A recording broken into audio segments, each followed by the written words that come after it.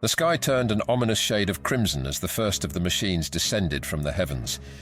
Massive robotic behemoths, their origins unknown, purpose unclear. But one thing was certain: they didn't come in peace.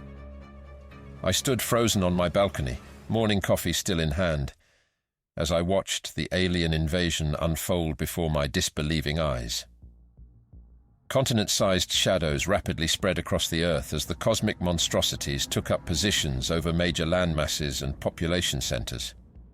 Overcome by a sense of surreal dread, I stumbled back inside and flipped on the news, desperate for information, for some sign that our military forces were mobilizing a counterattack. But the reporters looked as shocked and terrified as I felt.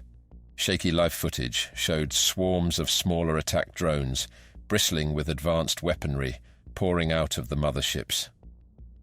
The first bombardments began minutes later. I'll never forget the blinding flashes on the horizon, the thunderous booms that rattled the windows. The newscaster's voice rose in pitch, near hysteria, as reports flooded in of cities being reduced to rubble in mere moments. Our defenses, our technology proved utterly worthless against the invaders. As my own city's air raid sirens began their mournful wails, I sank to the floor, a yawning chasm of despair opening inside me. Tears streamed down my face as I realized this was likely the end, not just for me, but for all of human civilization.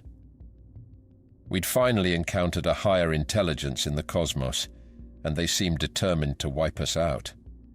I thought of my family on the other side of the country, my friends, everyone I'd ever known or loved.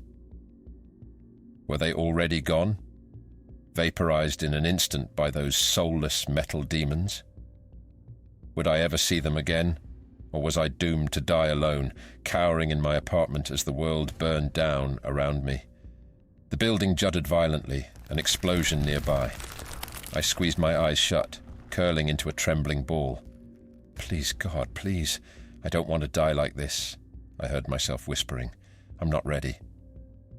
But God didn't answer. The only reply was the cold mechanical buzzing of the drones and the ceaseless thunder of their weapons dismantling my world piece by piece.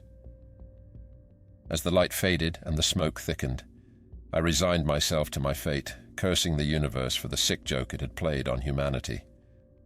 We'd spent millennia gazing at the stars, dreaming of contact, never imagining the nightmare that awaited us. My name is Mark Owens. I'm 36 years old.